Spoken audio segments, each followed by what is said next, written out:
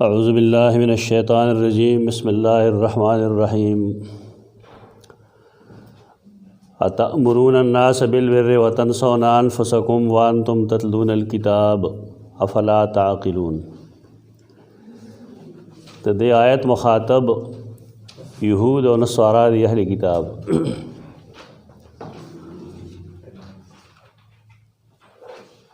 और अगीत यो ज़जर हम दे के और पेगोर हम दे चाया तासो नूर खल्कुला तरगीब वर्गवे अन्नास नूर खलक मदीना मुनव्वरा के चिकम बाशिंदगान दी दाहले किताब ने अलावा बेर बहुसो पे जन इंशाअल्लाह चसतवई दलता मुराद वफ़ादारी दा सियाक सरे जतड़े नाग वफ़ादारी दा कमचे द रसूलुल्लाह सल्लल्लाहु अलैहि वसल्लम द मनलो पबारके पदी आयद वह द रसूलुल्लाह सल्लम बाने द ईमान रोड़ो वदी ताकीद का यो बलतख उखपले ईमान न रोड़ो और तब वेल चांता रसूलुल उम्मीयीन। आयत आम दे बेशक बयान और इस्तिदलालात तिकी ज़मुंग मकसद दाए च कुरान दन लगोली च सियाक सबाक मुताबिक मुंगल उड़शु।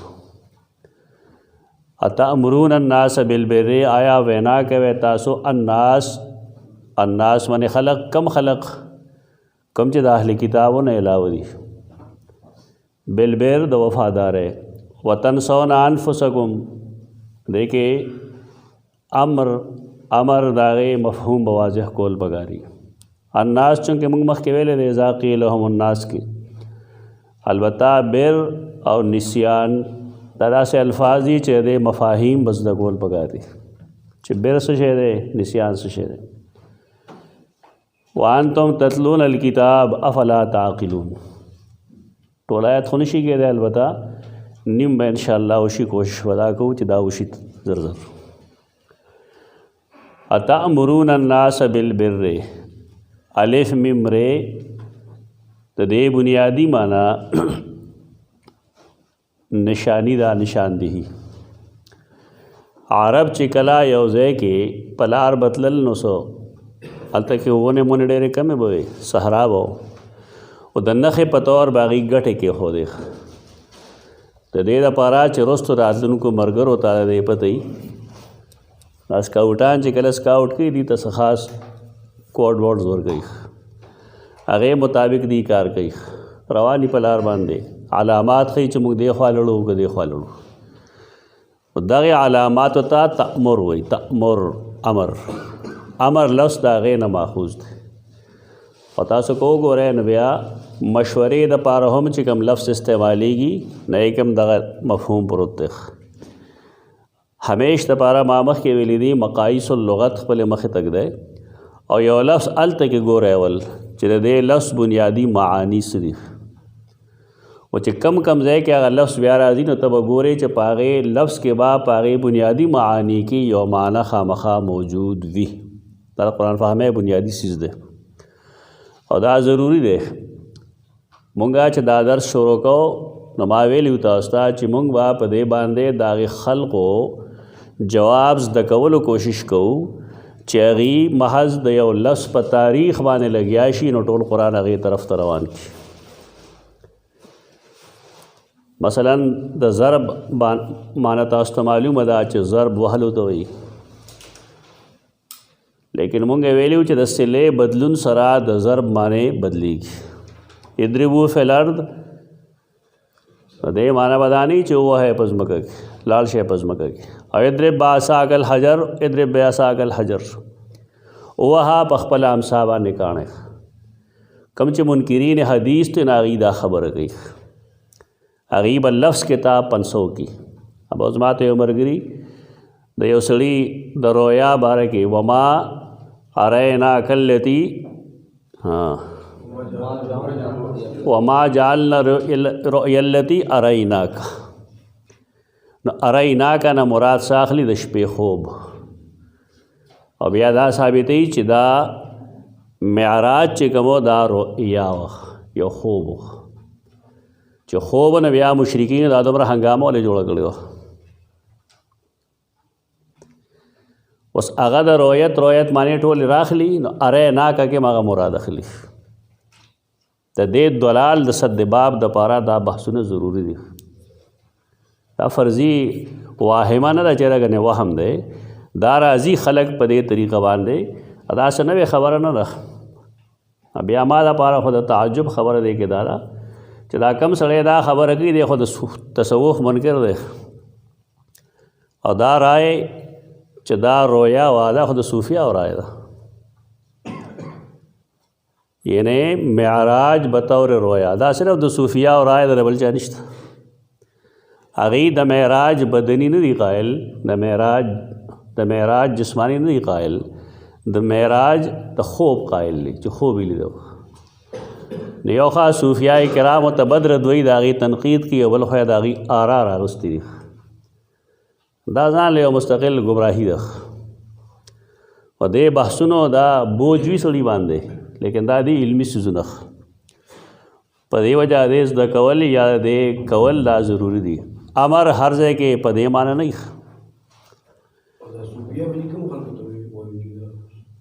دا صوفیا غدي چې هغه اصل کې یو حکم تاریخ ته لړ شنو لفظ د تصوف یا صوفیا دا شرعي لفظ نه ده شرعي لفظ نه ده درستو پیداوار ده لیکن دا سه ډېر شي الفاظ دي چې درستو پیداوار دي او مونږ هغه په خمانه اخلو لکه مونږ وایو نه مونږ خو څه نشته صلات معنی استعمالي روزه مونږ وایو لیکن روزه هو څه نشته صوم وایو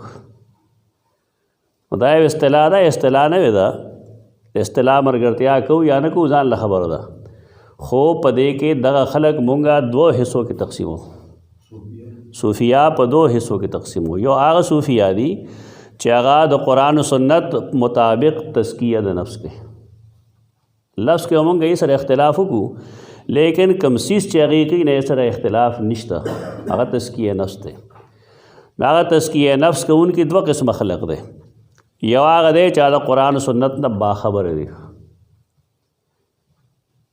لکه حافظ ابن تیمیه صوفي دی خو چا کتل نه دی ابن قیم رحمه الله صوفي دی مدارج السالکین وګوره تا ته پته لګي بیا انکار مه کوئ دې څیزونو نه تصوف دوه حصو کې تقسیم کړي یو هغه چې هغه د قرآن و سنت مطابق دی البته نوم سره اختلاف ساتو ځان له خبره دویم هغه صوفیا دي چې هغه قرآن و سنت نه خبر نه دي هغه د یونانی تصوف نه متاثر دي یا د ایرانی تصوف نه متاثر دي یا د هندوانو د تصوف نه متاثر یا تصوف پټول سوزونو کېشته د باطن اصلاح د تصوف وي دا پټول مذاهبو کېشته نو مطلق د باطن د اصلاح انکار نه کوو خود هغه چا د باطن د اصلاح نه انکار کوو چا د قرآن و سنت نه بے خبري دغه صوفیا او تقسیم کړل چې یو شریعت یو حقیقت سم صوفیا دا فرق نه کوي دا د حقیقت او د شریعت او د اهل ظاهر او د اهل باطن دا فرق چې کوي دا دغه صوفیا کوي چې هغه دین والے نه دي مونږ چې تنقید کوو دا صوفیا وکړو چې هغه قرآن و سنت نه بهر بل ځای کې تزکیه نفس کوي مونږ د هغې د جواز نه یو قایل او د کومو صوفیاو چې تعریف کو نه هغه صوفیا دي چې هغې د قرآن و سنت مطابق تزکیه نفس کوي نو بعضې صوفیا چې کله مونږ تنقید کو ناکاره صوفیایي او چې کله بعضې صوفیا داسې چې ناکار هم نه خم نه لکه امام غزالی رحمه الله هغه د باطن اصلاح کی بېشک خو کوشش کوي دارنګې د قرآن او د حدیث او د احکام شرعیه حکمتونه هم بیانوي لیکن مصیبت داره چې د هغه حدیث باندې هغه شان ګرفت نشته دی څومره چې پکار و په دې وجه نه اکثر او بیشتر چې کومه حدیث هغه پیش کوي نه هغه صحیح او حسن په پای کې کمی اکثر موضوعي بلکې اکثر بداسي چې هغه حدیث وي هم نه دا لار لگا باریکه لار ده دیکھے قتل پکار دی کب ذات چې مونږ جوړو ناغدا چې 50 ذاتی حمله مکوي هر څوک چې په هغه ذاتی حمله مکوا البته دا اگر رائے قتل پکار دی اگر رائے قرآن و سنت باندې پیش کول پکار دی او کرائے صحیح وي نو سړی وا خبره قبول کی او کرائے د قرآن سنت خلافی نه پرې هودش بس اصول لغری خو په چا ځان خرڅوی ما چې دا چونکې فلانی دی او د فلانی خبره کړې ده لہذا دا قابل قبول ده. داسې ذات صرف یو دی، هغه سیدنا محمد مصطفیٰ صلی الله علیه وسلم ده. صوفیاء کرام که تاسو تفسیر سلمی ګورئ بالفرض یا نور بېشمېره صوفیا 3 تقریبا 5 صوفیا او تفاسیر ما سره مشته ده. د مولا علی قاری تفسیر چې کوم دی هغه مبني بر تصوف دی، هغې کې نقطې ښې هم شته او خراب هم شته. د تستری تفسیر هم شته موږ سره. سر سید احمد خان چې کم ځای کې د معجزات او انکار کوي نو د هغه پیش نظر به د ابن عربي تفسیر او دا دی په رنګ کې دوغلاپن دی. دا صوفیا دا کم چې زه نمونه اخلم لکه تستری دی یا ابن عربي دی، دا د یوناني تصوف نه متاثر خلق دی. د کفر مفر فتوی به جامه لګوي. د ابن عربي په باره کې خلق 2 ډلې دي، څوک مسلمان غني څوک اړ مسلمان نه غني. سړی شته نه موږ ورته څه وایو چې باندې موږ ته تپوس کړی او کتاب کې بالفرض فتوحات مکیه دا غي یا فصوص الحکم دا غي نه بیا خدا خالص کفر ده. خو د کتاب نسبت آیا واقعي صحیح ده نو موږ سره دې علم نشته، څه دلیل نشته. آرا او نه بحث کوي، اشخاص نه بحث مګوي. آرا چې کوم دي هغه قرآن سنت باندې پیش کوي، اشخاص ما پیش کوي ورنه معامله به خراب شي. مولانا اشرف علی تانوی غوندې سړی د ابن عربي تعریف کوي، پاک هند کې شاه ولی الله داغه تعریف کوي، لیکن ذهبی نه تپوسه سیر علام النبلاء کې دا خلاف وتا ته بلا مواد ملوش. هغه خو د فصوص الحکم په باره کې لیکي چې دی دا کتاب کفر نه بیا دنیا کې چرته کفر نشته. او دا بحث لګ ډېر باریک بحث دی، دې ته نه وځم. خدا کلیه او عقلیه چې د هر چا رائے حق الجميع بالکتاب والسنه ان وافقهما الا ارجان هو. بس دا اصول مخه ته کېده چې د هر چا رائے او د هر چا قول او فعل قرآن او سنت باندې پیش کړي، که د هغې مطابق یې واخلې او که د هغې مطابق نه نو پرېږدې. اشخاصو نه به نفرت نه پیدا کوو، نه به بېجا محبت پیدا کوو. دا کم تفاسیر چې ما نمونه واخیستل دا ضروري دي. سر سید احمد خان تفسیر چې ته وګورې او چې کم ځای هغه د معجزات او انکار کوي د هغه پیش نظر به تفسیر د ابن عربي. ابن عربي تفسیر 2 جلده کړی شته موږ سره. د تستری تفسیر 1 جلده کړی، د سلمی تفسیر 2 جلده کړی، د مولا علی قاری تفسیر 5 جلده کړی. دا تفاسیر دا مبنی دي په تصوف باندې. بعض مفسرین داسې دي چې هغه د تصوف بعض نکتې چیړي، خو هغه نکتې داسې دي چې هغه شرعي اصطلاحات دي، یعنې تزکیه نفس سره تعلقي او قرآن او حدیث کې هغه ذکري. لکه سید علوسی بغدادي رحمه الله د عقیدتاً سلفي دی، تعویل ماویل نه قائل، عملاً په فروع کې حنفي دی او مشرب هم تصوف دی. دیتے داسې یو 10-12 آیتونه ذکر کړي بیا لیکي من باب الاشارات. هغې من باب الاشارات کې بعضې د تصوف نه تزکیې مسائل د قرآن نه ثابت دي.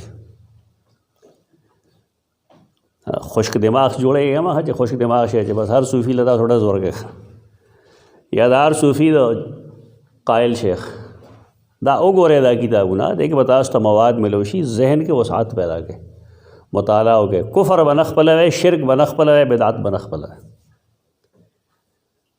باقي د تزکیه نفس چې څومره حربې کېدی شي نو پکار دی چې انسان ته معلومي.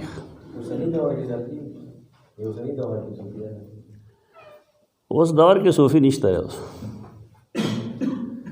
د تصوف بنیاد د دنیا نه په بې رغبتۍ باندې دی.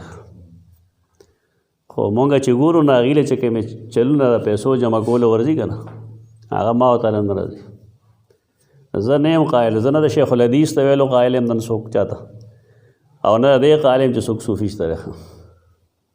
دا بس نومونه دي، بس مونږ ډک کړي دي.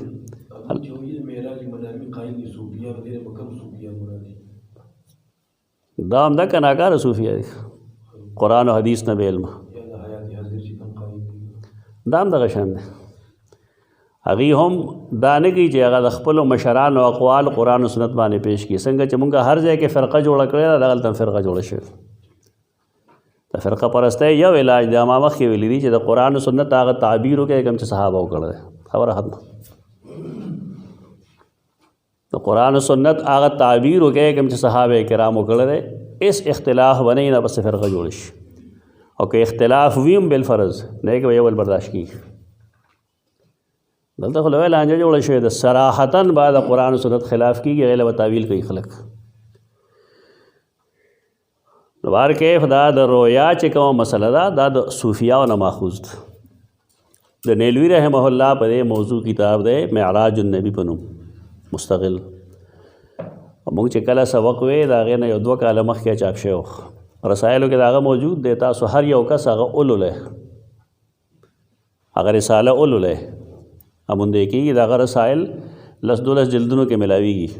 پیدا کیا جرتا ایک ډېر علمي سوزونه وي. نیلوي رحمه الله ډېر سخت بخت حنفي و، د خپل استاد غوندې. مفتی کفایت الله رحمه الله د هغه استاد و. نو بعضې اقوالو سره اختلاف ځان له مسله ده، لیکن بنیادی سوزونه کم ته چې د پرویزیانو یا د منکرین حدیث رد وي په یک ډېر بهترین طریقې سره ده. هغه وګورئ کتابونه. مونږه چې د یو سړي تاریخ وو د هغه مطلب دا نه چې هغه مونږه د نبی کریم صلی الله علیه وسلم غوندې ګڼو، دا نه مطلب. خو هغې کې د علم خبرې اختلاف که ساتي سړی به علمي لحاظ سره ساتي، اشخاص مه ذکر کوئ. نو دا مونږ چې کوم بحث کوو دا بوجي، زما د خبرې دا مطلب دی دا ګران وي، لیکن دا ضروري په دی ده چې مونږ ته هم د قرآن مجید پته وي چې قرآن کې دا لفظ په کم ځای کې په کومه معنی راغلی. دا د اللباب موضوع ده، قاموس الکتاب هم دغه موضوع باندې دی زما. خدا چې سړی ووایي نه بیا ورشي ولګ. دا کتاب ما ټول نه مخکې ډېر مخکې دا لږ الفاظ دی کې 91 الفاظ ما د خپل استاد محترم د خولې نه دا جمع کړو، مولا عبدالسلام صاحب د خولې نه. بیا ورو هغې نه دومره ترقي وکړو چې اللباب ته جوړ شو. اوس قاموس الکتاب چې هغه تقریبا 3 جلده کې به انشاءالله تکمیل ته رسي. دای په ابتدا کې دا واړه د هغې دا هم خو یو چې هغې به د بسم الله الرحمن الرحیم د هر صورت سره مطابق مضمون سره مطابق معنی کوله. نو دا هم ټول نه مخکې ما جمع کړو. د دې ګواهان دواړه مړه شوي دي اوس. یو مولانا شمس الرحمن صاحب الله دې وبخي تسره ډېری، او بل شوی مولانا عبدالله صاحب دا زما ملګري وو، زما نه ښي لاس ته او ګس لاس ته به ناست وو. دا ټول ما جمع کړو. خو وروسته بس هغه لړ شیشې واغستې شي او په نور نمونو چاپ کېږي بیا که نه. موږ دې سره پخوا نه عادت یو.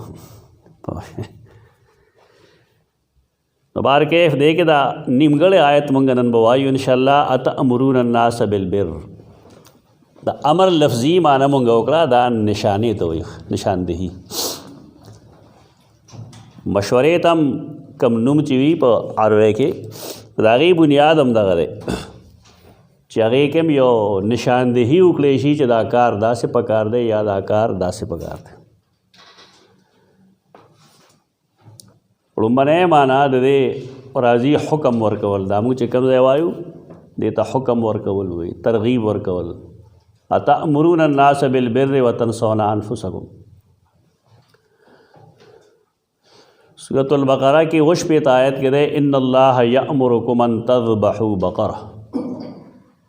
الله تاسو ته حکم کوي چې یو بقره حلال کړئ. سورۃ النساء 58 کې راځي ان الله یأمرکم ان تؤدوا الامانات الی اهلها. الله تاسو ته حکم کوي چې تاسو امانات ورکړئ، ان تؤدوا الامانات، امانات ورکړئ الی اهلها، داغی اہل تک. دلتے تفاسیر وګورئ، خاص کر د اردو تفاسیر نہیں بوئی چې ووٹ ایک مقدس امانت ہے گا. دا سړی خپه شي چې اول هو جمهوریت ثابت کړي شریعت نه بیا به ګورو نور که نه. پوه شو دا سیاسیان علما دي که نه، بس الله دې رحم وکړي څه کوي نو. یعنې موږ دې ته کفر نه وایو چې دا کفر دی، خو بار کیف دار اول سړی ثابت کی چې او اسلام کې انتخاب د ووټونو په ذریعه نو بیا موږ ووایو چې ووټ څه شی دی؟ یو مقدس امانت دی. دا تحریک چې مخکې شروع شو نو خلکو به دا خبرې کولې نو بیا دا مفتی احمد شفیع رحمه الله لیکلی دي ووٹ کی شرعی حیثیت. دا هغې روزه کې ټول هغه راوباسي خلکو ته ښیي. دا لوی بحث پیدا کړي. او دلته موږ دا بحث نشو کولی ځکه زمونږ چې کوم ملګري دي اکثر دماغ ډېر واړی او هغه اختلاف نه عجیب و غریب خبرې جوړې کړي. په دې موږ سیمینار کړو مستقل. زه ګورم دا یې سیمینار کې چې ته کاپي ملو شو ریګارډ نه تاسو ته به درکړم خزان له بیا اورې خلکو مخکې نه. دې کې ډېر عجیب و غریب مواد دي په دې سیس کې. زمونږ د مدارسو چې کوم طریقې سره اٹھان کېږي تربیت کېږي نه کې یو خاص طریقه باندې کار رواني یو خاص پاټلی باندې رواني. د دې وجه نه وسعت ذهن کې نه پیدا کېږي. ذهن کې وسعت پیدا کول پکار دي. نورو خلکو آرا هم کتل پکار دي چې بالفرض موږ د نورو خلکو آرا وورو او د هغې د دلایلو تجزیه وکړو نو موږ ته به د خپلې غلطۍ احساس وشي چې موږ کم ځای غلطي کوو. ځان کې زه وایم بار بار چې ځان کې دومره طاقت پیدا کړې چې د مخالفینو په ځان تنقید واورې. هغه زمونږ تربیت داسې نه کېږي. مونږ وایو چې چا زما تنقید وکړو نو بس زه خو تباه شم. تنقید واورې ممکن دا چې په هغې تنقید کې دا څه خبرې چې زما اصلاح وشي او شاید چا تنقید په دې بنا باندې چې ما نه څه غلطي شوي. نو موږ د دغې قایل نه یو. موږ خو بس دې قایل یو چې زم معصوم یم او زما استادان هم معصومین دي لہذا موږ اختلاف نه برداشت کوو. دا ذهن رو بندوي ځان له کم کړه. د دې ضرورت نشته. اوس ضرورت ته دی چې تنقید واوره مناظرې مه کوه تنقید واوره او که واقعي هغه تنقید صحیح وي نو د خپلې خبرې نه رجوع وکړه. دا بس طاقت چیتئ نه دا بس طاقت نور هم دنګي. خو دې دپاره د آخرت یادول ضروری دی چې انسان د آخرت د جوابدهۍ نه یریږي نو هغه دا کار کوي. او کم سړی چې د آخرت د جوابدهۍ نه یریږي نو هغه ته 200 ځله دا غلطي وښیه هغه نه پرېږدي. نو بهرکیف امانات نه مراد څه شی دی؟ عام امانتونه که د هغې تعلق هر څه سره وي دغه امانتونه مراد دي. ان الله یامرکم ان تؤدوا الامانات الی اهلها اهل مستحق دی. کم سړی چې د کم څیز مستحق دی نو هغه هغه له ورکه دغه تا سره امانت دی. او مفسرین چې تاسو احکام القرآن وله ګورئ کوم نو هغې وایي د دې مخاطب هغه سیاسی عمرا دي د ګورنمنټ چلوونکي خلک دي. هغې ته دا وایي چې ان تؤدوا الامانات الی اهلها دې کې ووټ موټ نه داخل. ته دې مخاطب هغه مشران دي چې تاسو څه ورکوئ نو هغه په خپل د خانداني بنیادونو باندې مه ورکوئ. په دې بنیاد مه ورکوئ چې زما تره دی او ورور مې دی او واره مې دی بلکې د اهلیت په بنیاد یو څیز ورکوئ. حکم یو سره تاسو ته بل څه شی جوړ کړی. یو د دې معنی ده حکم ورکول. دویم امر ویلی شي د الله دین ته. سورۃ التوبہ آیت 48 حتی جاء الحق وظهر امر الله. تر دې چې حق راغی او د الله امر یعنی د الله دین ښکاره شو. سورۃ المؤمنون کې هم په دې معنی راځي آیت 53 فتقطعوا امرهم بینهم زبرا. ګوره دین کې تحزب ګناه دی. دا نمونه خپل ختم کړئ. اجتماعي کار کول جدا خبر ده او ځان له نوم کې ښودل جدا خبر ده. کار اجتماعي وکړئ بېشک. دې کې زه د مولانا حسیني رحمه الله په مسلک روان یم. هغه د راټول شاګردان جمع شوي دا لوی لوی غټ غټ او ورته ویل چې جماعت جوړو. هغه ورته جماعت مه جوړوئ شریک یې کار جوړ کړئ نوم مو مه ږدئ ځان له. کار کوئ یو د مشري نور د هغه نایبیني کار کوئ. که تاسو دغه شی جوړ کړئ نو بس صرف د هغې کار به شئ. تنظیم به نور بس نه وي.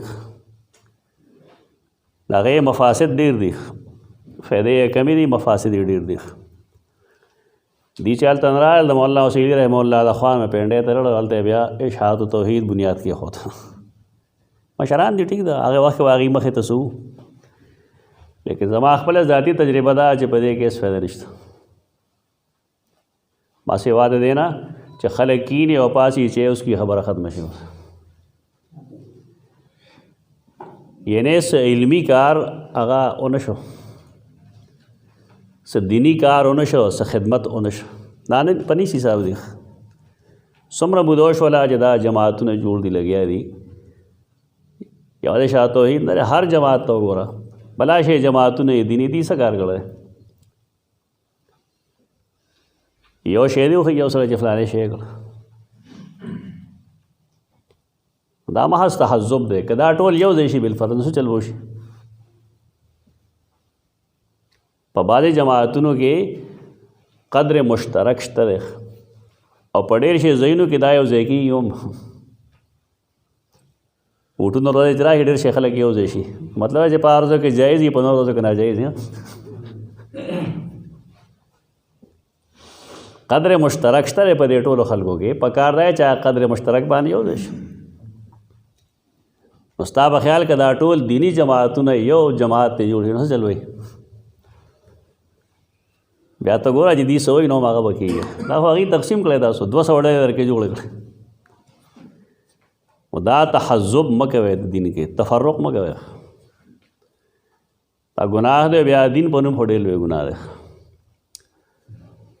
دې خلکو تقطعوا امرهم بینهم زبرا، دی خپل دین په خپل کورنۍ کې ټوکړې ټوکړې کړ. او ډېره د شرم خبره ده په ځان تنقید کوي. خو اختلافات وګوره چې اختلاف کم بنیاد باندې یو د بل ګریوان کې لاس چولی او د کافر نښکته یا د مشرک او بدعتي نښکته یا د بېدینه نښکته بل لفظ سره نشته. نو دا خپل ځان له سپېړې ورکول دي بس. هغې خلقو څه چل وکړه خپل دین یې کورنۍ کې ټوکړې ټوکړې کړه. دې ته دین ټوکړې کول وي یو پسې لمونځ نه کوي بل بل پسې لمونځ نه کوي، یو ته خارجي وي بل بل ته خارجي وي، یو ته معتزلي وي بل بل ته معتزلي وي. دې لګیا دی. دا تحزب دی، تفرق دی، دا ګناه ده. قرآن صاف ویلی دی چې کومو خلکو خپل دین چنګ ونګ کړی دی دړې وړې کړی دی لست منهم فی شیء، ستایي سره هېڅ کار نشته. داعیان د توحید د وحدت جوړ شه. دا یو امت دی د دې عقیده ده بس هغه عقیده غټ عقاید چې څنګه برابر دي بس ټیک د یو امت. تاسو ته پته یې یا باندې دا کله چې قادیانانو ته غیر مسلم اقلیت ویلی شو سار لبیا یو پمفلٹ تقسیمېده په هغې لیکلي و الحمدلله هم مسلمان ہیں. ما ته یاد دی الحمدلله هم مسلمان ہیں او شاید ما سره یې چېرته کې د سن 74 چوایي وه په هغې دا لیکلي و غټ موږ راواغست اډرس مې اډرس پې نه و هغه قادیانانو لیکلو. هغې وی موږ مسلمانان یو اهل حدیث مسلمانان نه دي. احناف چې کوم فتاوو کې دي څه لیکي د اهل حدیثو په باره کې تاسو به لوستي هغه که نه که نه هم دي لوستي هغه یې لیکلي دي چې د احنافو په نیز باندې اهل حدیث مسلمانان نه دي. د اهل حدیثو په نیز باندې احناف مسلمانان نه دي. دې مونځ نه کېږي بې علما ذریعه. د دیوبندیانو په نیز بریلیان کافر دي مونځ ورپسې نه کېږي. او د بریلیانو په نیز باندې دیوبندیان ګستاخان رسول دي. دا فتوی ټوله شته دی که نه که نشته په فتاوو کې څه جواب دی چا سره دی د دې هېڅ جواب نشته چا سره. هسې ځان مه غولوئ په دې څیزونو باندې دا ځان غولول دي ځان دوکه کول دي. یعنې زمونږ د دې فرعي اختلاف نه هغوی دا فایده واخسته چې هغوی وایي تاسو په خپله مسلمانان نه یئ نو که تاسو موږ ته کافر ووایئ نو چل شو. نو دې خبره کې وزن خو شته دا چې بیا به وایم چې تاسو فتوا مه لګوئ نو خلکو ډېر مخکې ما به دا خبرې کولې 10-12 کاله مخکې ما ته به خلکو وایي دا بیمانه دی فلانی چل دی ډینګی چل دی. دا الله په فضل د چې کوم شی بام کم هغه ما بیا کتلي د الله په فضل خلک راشي هغې له خو ډېره موده بس وخت تېر شوي د دې څیز نه راوځئ. دا وایم تاسو په عقایدو کې مو وایه، په منطق کې مو وایه چې یو لزوم کفر یو التزام کفر، دا وایم، دا خو عملی کېږي. موږ دا یې وخت نه عملي کړی دی، زمونږ خلک یې نه عملي کوي، دا عملي کوي ټول. دې سره به کار سم شي، افتراق به ختم شي. لست منهم فی شیء. دریم در دین اسلام ته ویلی شي امر، فتقطعوا امرهم بینهم زبرا. دریم دا رائے تم وی رائے. وما امر فرعون برشید، وما امر فرعون برشید. سورۃ ہود آیت 97. د فرعون رائے هغه ښه رائے نه وه، حکمت باندې مبني نه وه. څلورم دا راځي د قیامت په معنا باندې چې ته مونږه فیصله کن مرحله وایو، لکه سورۃ النحل لومبنۍ آیت، اتا امر الله فلا تستعجلوه. دا الله امر راغی، خلک وی نشته لا که نه، وی دا د دې دپاره چې د خلکو یقین خاص شي نو ماضي یې د مضارع په معنا ویل. ما مخکې تاسو ته ویلي برهان یو کتاب دی د بدرالدین زرکشي رحمه الله، هغه مواضع جمع کړي دي چې پای کې سړی دوکه کېږي. ماضي په معنی مضارع قرآن کې کم ځای دی، دا ټول هغه جمع کړي. مضارع په معنی د ماضي باندې کم ځای دی، دا هغه جمع کړي دي. واحد د تثنیه په معنی کم ځای دی، واحد د جمع په معنی کم دی، جمع د تثنیه په معنی کم ځای دی، تثنیه د واحد په معنی کم ځای دی. او دا کم زمونږ د نبراس صاحب نبراس چې کوم دی ته د یو ورکوټې رساله خو ما ونه مونده، الوجیز د هغې نوم دی، الوجیز.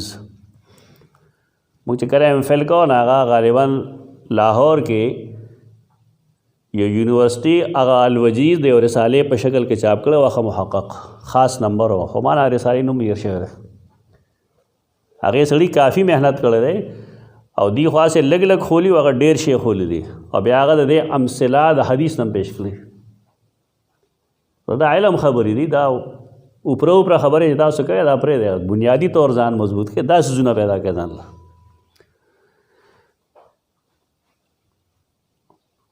امر فرعون سورۃ هود، اتا امر الله فلا تستعجلوه. راغی یعنی راضی به، اتا امر الله فلا تستعجلوه. پنځم دا راځي د مرضي او د اختیار په معنی باندې. تاسو کو ګورئ نو خلک به څه وایي چې جی سیدنا خضر چې کوم دی هلک مړ کو، او سیدنا خضر کشته سره دا چلو کو، سیدنا خضر دا چلو کو، دا چلو کو، دا چلو کو. بیا د هغې نه ثابتوي د اولیاء کرامو او د انبیاء کرامو متصرف کېدل، چې دا جي ګوره متصرف الامور نه دی.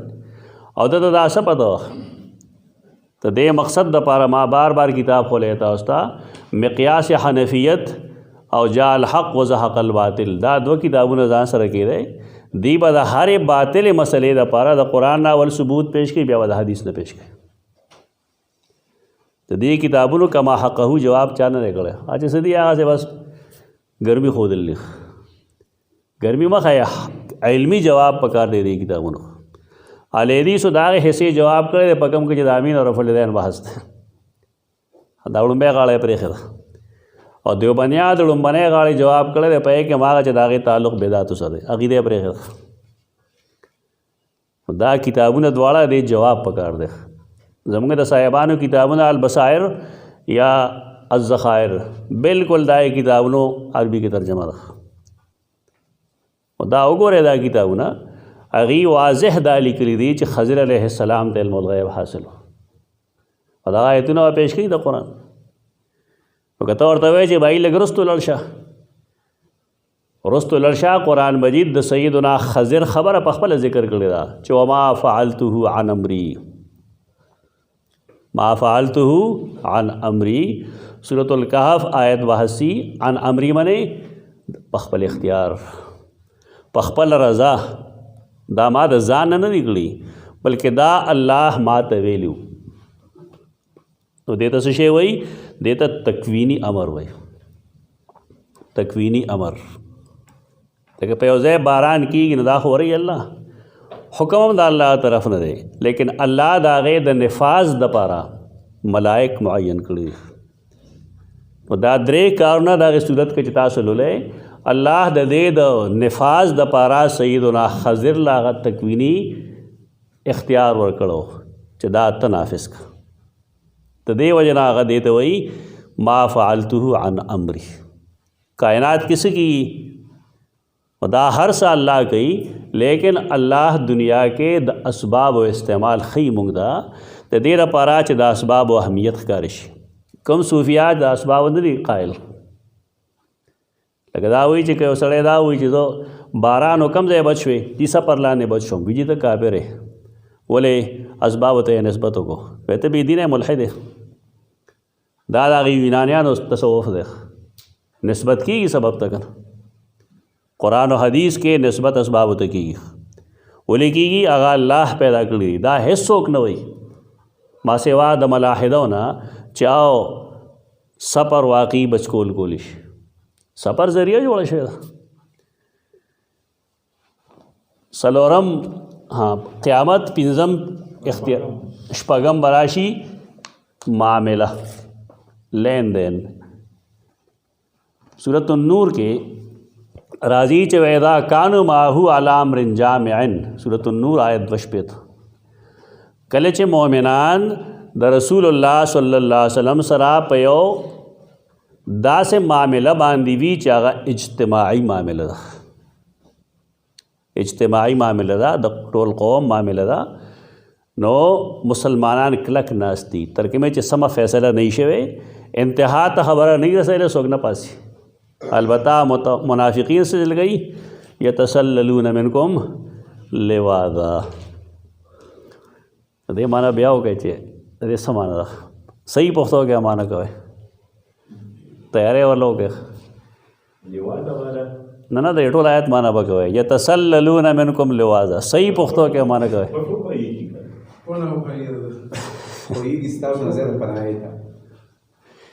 زه بیا وګورئ عربي لغت وګورئ چې یتسللون معنا کا تاسو کوئ دا څنګه ده او د لواذا دا معنا چې کوئ دا څنګه ده. تاسو یو هفته ما مهلت، صحیح معنا وکړئ، بس صحیح معنا وکړئ، تفاسیر هم وګورئ، لغت هم وګورئ، بیا وګورئ چې پښتو کې دا څنګه معنا کولی شي. دا دومره اسان آیت نه یاد ګپ جوړ بار کې دا خو ستاسو ہوم ورک شه که نه په دې اوس کار وکړئ یتسللون منکم لواذا چې دې صحیح معنی څه کېدی شي. اووم د دې معنی ده وحی. سورۃ السجدہ یو حامیم سجده ده یو سجده ده، دا کوم چې سجده ده دې ته سجدة لقمان هم وایي او الف لام میم سجده ورته هم وایي. سورۃ السجدہ، الف لام میم سجدہ او سجدة لقمان، دا د یو سورت 3 نمونه دي. 32 نمبر سورت ته یدبر الامر من السماء الى الارض، تدبیر کی د وحی د آسمان نظم کی ته، یعنی الله د برنا وحی را لېږي. ټول امور مراد دي بشک، خو هلته سیاق سباق ته چې وګورئ نو هلته کې د وحی ذکر دی. آیت نمبر 5 او اتم معنی راځي دا د ګناه په معنی باندې فذاقت وبال امرها. سورۃ الطلاق آیت 9 فذاقت وبال امرها، نو دې اوسکو اغي اوسکو سزا د خپل کار د خپل ګناه. نو اوس اتامرون الناس معنی څه شوه؟ آیا وینا کوي تاسو الناس خلقو ته، الناس ته مراد د اهل کتابونه علاوه خلق دی، ځکه چې اهل کتابو پر رسول الله صلی الله علیه وسلم ایمان نه راوړو. هغې رسول الله صلی الله علیه وسلم ډېر خدا شو چې هغې نه تسلیمو، او چا چې تسلیمو نه هغې به ویل انکا رسول الامیین، ته د مکې والا رسولې، دا خلق و رسولې چې هغې ته بل مخکې څوک رسول نه ولېږلی شي، یا د اهل کتاب و رسول نه، د امیین و رسولې، یا با الفاظ دیگر دا ویلی شو چې ته د بنی اسماعیل رسولې، د بنی اسرائیل رسول نه، هغې ته به ویل چې ایمان راوړی، دغې خباثت دغه. وتنسون اتامرون الناس بالبر، ګوره موږ سره عربی کې یو لفظ دی بیر بر، بر او بحر، دا د اول متضاد راځي. بر ته ولې بر وایي صحرا ته؟ هغې توسع وایي. د وسعت او د کشادګۍ د وجې صحرا ته وایي بر. دا د بر لفظ د بر نه ماخوذ دی، ولې په بر کې هم وسعت دی، د نیکۍ صحت شته. څوک ثابتولی شي چې بس ټوله نیکۍ دغه دي؟ بې شمېره څیزونه دي چې هغې باندې د نیکو اطلاق کیدی شي، یعنې څومره چې بر وسیع دی نو دارنګې نیکۍ هم یو وسیع ذات لري، یو وسیع حیثیت لري. منځونه، روژې، حجونه، زکاتونه، نوافل، بې شمېره څیزونه دي. امام راغب لیکي البر خلاف البحر والتصور منه التوسع. بر کې تصور دی د توسع، نو فاشتق منه البر. د بر دا لفظ دی دا د بر نه اشتقاق کړی شوی دی. ای التوسع فی فعل الخیر، د نیکۍ په کارونو کې څه شی؟ توسع. نو نیکیانې دا کمې نه وي. د دې مفاهیم سری قرآن کې نه یو وفاداری ده. دلته وفاداری مونږ د سیاق سباق د وجې وایو، ورنه دا ویلی شي نیکۍ او تقوا ته. د دې وفاداری څه وه؟ دا خو موږ بار بار ویلی دي، تاسو اهل علم یې زده کړم کړې ده چې دا بني اسرائیل د کنعان پیداوار دی، یعقوب علیه السلام اولاد دی. دی مصر ته څنګه رال؟ ناصرت یوسف واضح کړې ده چې مصر ته څنګه رال، او بیا د مصر نه دی مکې مکرمې ته او مدینې منورې ته ولې رال؟ په آخري نبي باندې د ایمان وړلو لپاره. نو که دی وفادار وی د الله، وفادار وی د خپلو پیغمبرانو، وفادار وی د خپلو کتابونو، نو دی با په رسول الله صلی الله علیه وسلم ایمان راوړلی. لیکن دی بے وفائی وکړه، خپل علم باندې مغرور شو او د رسول الله صلی الله علیه وسلم د رسالت د اقرار باوجود پاغه ایمان راونړ. ځکه موږ معنا وفاداری کو. اتامرون الناس بالبر، بر نیکی او تقوا، خو بنیادی معنا دغه ده. دا څلوېښت آیت دی کوم چې موږ وایو. دارنګې سورۃ البقره 177 کې لیس البر ان تولوا وجوهکم قبل المشرق والمغرب، هلته هم په دې معنا ده. ولې تحویل قبله باندې اعتراض چا کړو؟ یهودو کړو. نو قرآن هغې ته وایي تاسو خپل وفاداري وپېژنئ، تاسو جزوي مسایلو کې سره لګیا کېږئ. دلته سړی راغلی او رفع الیدین باندې خبرې کولې، ما ورته یې کوه، څوک به تا ته وایي چې مه کوه. خبرې کېدې نو وایي چې را داسې دي داسې نو ما ورته یې ستا په خیال فلان کې مولوي صاحب نوم مې ورته راغست، که دی رفع الیدین وکړي نو ته به یې قبول کړې؟ غلی شه. ویجی خو مشرک دی نه، زه خدا نه یم چې مشرک دی. ما خو نه وي، زما د خولې نه به دا لفظ ته نه اورې، دا خو تا ووایې. نو ما ورته وایي چې ته دا ووایه راته چې اول د عقیدې اصلاح ده او که اول د رفع الیدین مسله ده. هېڅوک منکر نه دي. څنګه مسلمان د نبي کریم صلی الله علیه سنت نه انکار کولی شي؟ زیات نه زیات سړی به د راجح مرجوح اولا غیر اولا خبره کوي. انکار مه کوئ د دې څیزونو. زما ګناه صرف دا چې زه دا برداشت کوم. دې ته دا خلکو ته د ګناه ښکاري، دا ګناه نه ده، دا وسیع نظري دی. تاسو چې تللی یې حرمین تاسو لیدي، هلته څه چلي؟ څو ګړو لاس پورته کوي نه، څو ګړو په نامه هم نږدې ځای نه دي ارسال یې کړي. یو بل ته نه وي چې ستا مونځ نه کېږي. دلته کې زموږ لوی علامهګان راغلي دي، اهل حدیثان هم د هغې نه ډېر دي، تکړه دي، نه چې د مونځ نه کېږي. دا چلونه بنیادی خبره دا ده چې ګوره اصولی مسائل مخکې کې، مجتهد فی مسائل رستو کې، په کې خپل رائے چې دا هغه قبوله کوي. شک ته حنفیت باندې بالکل کلک ودرېږه، تا ته څوک وایي چې مه ودرېږه، لیکن بل برداشت کړه. اجتهادي مسایلو کې برداشت ځان کې پیدا کړي. زمونږ کار الټه دی، یو سړی به شرک کوي نو زما جماعت کې وایي، بدعت به کوي نو زما جماعت کې وایي. دا وګوره ټول جماعتونه وګوره، سیاسی نه دینی جماعتونه وګوره چې ځان ته دینی جماعتونه وایي. په هغې هم داسې خلق موجود دي چې هغه انکار د حدیث نه کوي. داسې خلق به موجود وي چې د صحیحینو درجه به راغورځوي، داسې خلق به موجود وي چې قبرونو نه به کار شروع کوي او هم به د هغې مشر وي. دا خو نظریاتي ملګرتیا نه شوه، هغه یو شی دی. بس د یهودیانو چې کوم اعتراض دی هغه قبله باندې دی. ولې دی؟ وجه صرف دا ده چې دا یو فرعي مسله وه، هغې فرعي مسلې له زور ورکوي، اصولي مسله پرېږدي. اصولي مسله څه ده؟ اصولي مسله په رسول الله صلی الله علیه وسلم ایمان راوړل دي. کله چې د الله حکم و بیت المقدس ته مخ کولو ناغه شوی دی، اوس د الله حکم دی خانه کعبې ته مخ کول. دا دومره مسله فرعي مسله ده. زمونږ خلک فرعیاتو کې داسې نه وځي، جساس پشان فرعیاتو کې نه وتی، اصولي مسائل پرېږدي. اصول او فروض زده کوئ، اصول باندې زیات زور ورچوئ. زما خو خپله طریقه دا ده چې اصولي مسائل نه زما په خیال چې زمونږ به عمر ختم شي، لیکن مونږ اصولي مسائل پوره نشو بیانولی. داسې شي کې تاسو وخت ضایع کوئ ځان. او د مولانا انور شاه کشمیر رحمه الله قول خپل مخې ته کړی چې د فرعي مسایلو الله نه قبر کې تپوس کړي نه آخرت کې کوي. ټیک ده، خپل علم او د خپل پوهې دپاره ځان پې پوهه کړه، هغه شان کوه. خو دا د جنګ خبرې نه دی. اوس بس زمونږ کار دغه دی، زه به یو خبره ثابتوم فرعي، ته بله خبره فرعي ثابتوم. دې نه څه نه جوړېږي.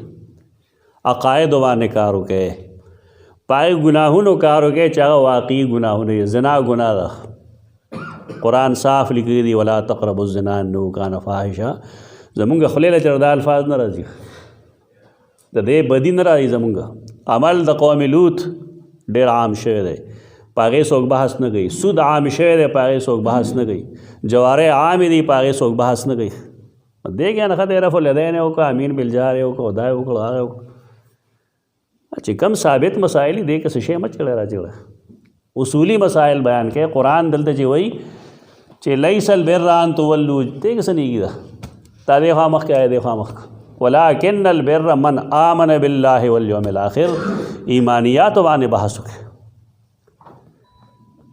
د نیلوي شاه صاحب یو رساله او یو مضمون و، په ډېر وګرځي اوس نه میلاوېږي. یو ونه هغه جوړه کړې ده، د هغه ونه مختلف 72 څانګې کړي دي، او لاندې ورته لیکلي دي چې مثل کلمة طیبه کشجرة طیبه. یو ډېر لوی اشتهار و، او بیا په یې کې لیکلي و چې د ایمان څه د پاسه او یا څانګې دي. زما په خیال دغه او یا څانګو ما چې تاسو بحث شروع کړئ نو غالبا چې یو 10-15 سال به ولګي. جمعې کې هغه شروع کړئ، شعب الایمان شروع کړئ، د ایمان څانګې خلکو ته وایي. خلکو ته ایمان نه معلوم چې ایمان څه ته وایي. دا فرعي مسایل باندې وخت مه خرابوئ. بیا هم په دې معنی باندې سورۃ آل عمران کې راځي آیت 92 لن تنالوا البر حتى تنفقوا مما تحبون. لن تنالوا البر، تاسو ایمان او تقوا ته بالکل نشئ رسېدی، تقوا او نیکۍ ته نشئ رسېدی. حتى تنفقوا مما تحبون، دا مرض په چا کې و؟ خرچ نه کول مرض د چا دی؟ یهودیان. قرآن د هغې دپاره د لفظ د بر په معنی استعمالوي. که مونږ کې دا مرض راهي چې مونږ شومان یو، د وس باوجود مونږ انفاق فی سبیل الله نه کوو، نو مونږ هم لن تنالوا البر. تاسو چېرې نشئ حاصلولی البر تر دې پورې چې خرچ کوئ بعضې د هغې نه کوم چې تاسو خوښوئ. مما تحبون نه به خرچ کوئ. دا نه چې څه وي هغه د تعلیم دپاره یا خاشي نه خیراتي. مما تحبون، په دین چې کوم اولاد خرچئ هغه مما تحبون. زموږ معامله د هغې نه الټه ده چې کوم نکم وایي که نه، یو حرف نشي زده کولی انګریزي، یا دی به دین ووایي. کار الټه کوي، ځان باندې هم فټ کوي دا که نه. یو سړی دین ته راځي، ولې راځي؟ مجبوری نه راځي، بل ځای نه لګي. بیا مونږ ګیله کوو چې زموږ حالت ډېر ابتر دی. ابتر په دې چې مونږ کچ دماغ بل خوا بوتلل، کم چې ذهین دماغ و بل خوا لړل، او کم چې نالایقه دماغ و مونږ دلته راوستل. دا خو جدا چې الله د هغې نه بیا خپل کار اخلي، او جدا مسله ده. ورنه کم سړی چې راځي دین ته، د بنیاد تاسو ګورئ نهایت نکمه. کمزور ہے ہر لحاظ سره مالی لحاظ سره جسمانی لحاظ سره انفٹ دا خو د الله فضل دی چې الله دی له قبولیت ورکړي او دي نه کار اخلي ونه زمونږ په پاټ دا غلطي شته دی چې مونږه قابل اولاد دین ته نه متوجه کوو دا مما تحبون تقریرونه خو تاسو ډېر کوئ خو بار کې کومه نکته چې زه ښیم نو دا به ستا علم کې نه راغلی مخکې کم چې ستاسو خوښ دی نو هغه ولګوئ الله هغې به تاسو البر حاصلوئ بر ته رسایي به الهغې دا یو معنی شوه دویمه معنا دی راځي احسان او صله رحمي سورة البقرہ آیت 224 ولا تجعلوا الله عرضة لأيمانكم ان تبروا وتتقوا وتصلحوا بين الناس عرضه مانع په معنی مجوړوئ تاسو الله یعنی اسمه تاسو د هغه په نوم قسم خوړلی دی مجوړوئ تاسو نوم د الله عرضة لأيمانكم معنی د خپلو قسمونو ان تبروا الله تبروا چې تاسو به نیکي نه کوئ بای صحابه کرام هغې خلقو له ورسه ورکول چا چې هغې سره بیا وروستو دشمني ښکاره شوې ده یا سیده عایشه ته یې بدرد ویلي دي هغه حلف خوړلی چې زه به د باندې بیا چرته کې خرچ نه کوم قرآن په یې پابندي ولګوله نه خرچ کول ځان له څیز دی نیکی کول ځان له څیز دی او د هغې انسانیت ځان له څیز دی سورة الممتحنہ اتم آیت کے راضی لا ينهاكم الله عن الذين لم يقاتلوكم في الدين ولم يخرجوكم من دياركم ان تبروهم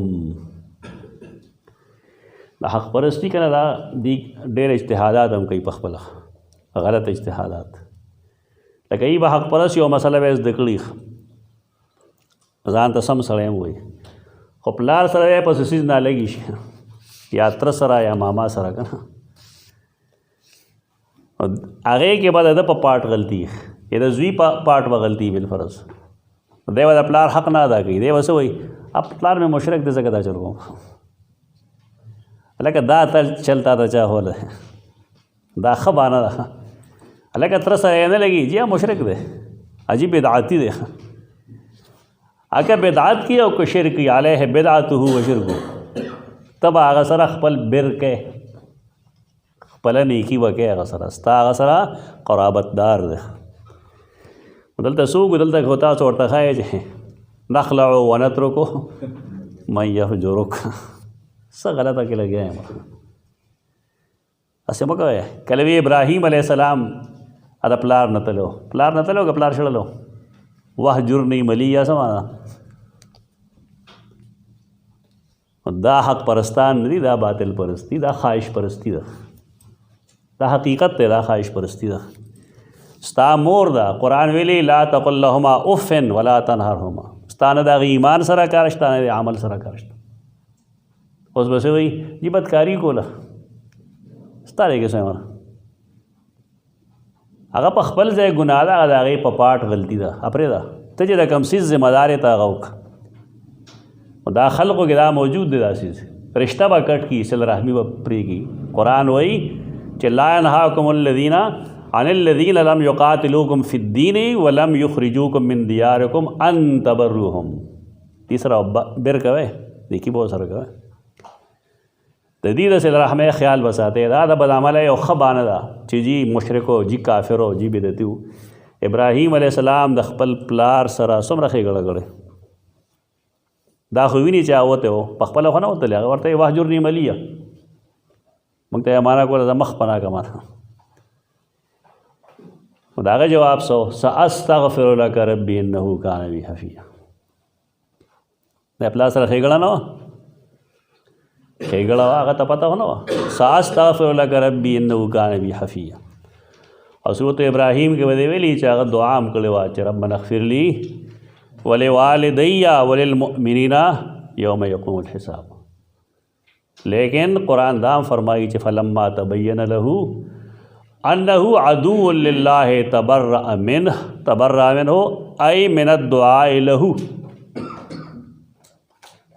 ای من الدعاء له چې کله پوه شو خبر شو چې دی خو د شرک په عقیده مړ دی نو بیا ځان بچ کو ځان جدا کو د هغه دپاره د دعا کولو نه. لیکن تر کومه چې ژوندی و نو خیر یې ور لټولی که نه یې لټولی ناسې هغې خپل دلیل مه جوړوه که نه. خلقو د صله رحمۍ د کټکولو لپاره دغه دلیل جوړ کړی هغې کې څه دي ته څه وایې خپل خواهش پسې روان یې د پلار نیکه یا د قریبي رشته دارانو حق مه وهئ چې هر څه کوي بس تا په ذمه چې کومه ذمه داري ده تا پوره کړه که هغه تا ته دله وایي که بې غیرته وایي هر څه چې وایي اماله ډېر خفګان راغي چې رسول الله صلی الله علیه وسلم تاسو ټول وایئ چې د هغه واجب الاتباع دی واجب الاتباع دی لقد کان لکم فی رسول الله اسوة حسنه. لیکن د فتح مکې په ورځ چې کله خلک معاف کړي چې اذهبوا انتم الطلقاء لا تثریب علیکم اليوم په دې کې واجب الاتباع نه دی که نه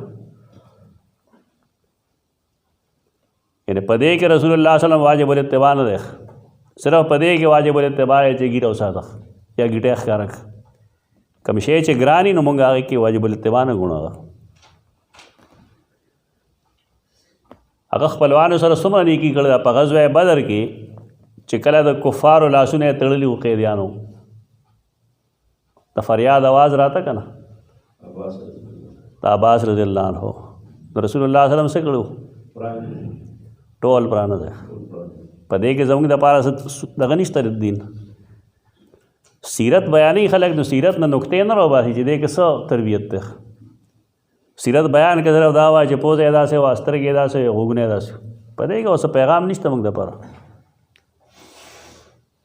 دا ته شمایل بیانې موږ ته سیرت خو دې ته نه وایي سیرت خو کردار ته وایي شمایل النبی شیء آخر او سیرت النبی شیء آخر سیرت جدا چیز ہے سیرت د رسول الله صلی الله علیه وسلم د بیان کړی شي دا غیر د نقطې راوخلی شي واجب العمل سيزونه راوخلی شي نو بار کې صله رحمی د دې خیال بساتل بګاری سورۃ الممتحنہ آیت کریمه اتم دریم اطاعت و فرمان بردارے تو ہم وہی بر وتعاونوا علی البر والتقوی ولا تعاونوا علی الاثم والعدوان سورۃ المائدہ آیت 2 دے معنی بانے سورۃ المطففین کی راضی آیت 18 کے ان کتاب الابرار لفی علیین وما ادراک ما علیون کتاب مرقوم یشهد المقربون دا فرمان بردار ہے پمان راضی اتامرون الناس بالبر وتنسون انفسکم نسیان د نسیان اصل معنی یہ رول خو یو شی چې ییر شي نو هغې باندې بیا عمل هم پاتې شي اصل معنا د نسیان دا یېرېدل او چې ییر شي نو په هغې بیا عمل هم پاتې شي امام راغب رحمه الله لیکي کل نسیان من انسان ذمه الله تعالی فهو مما کان اصله عن تعمد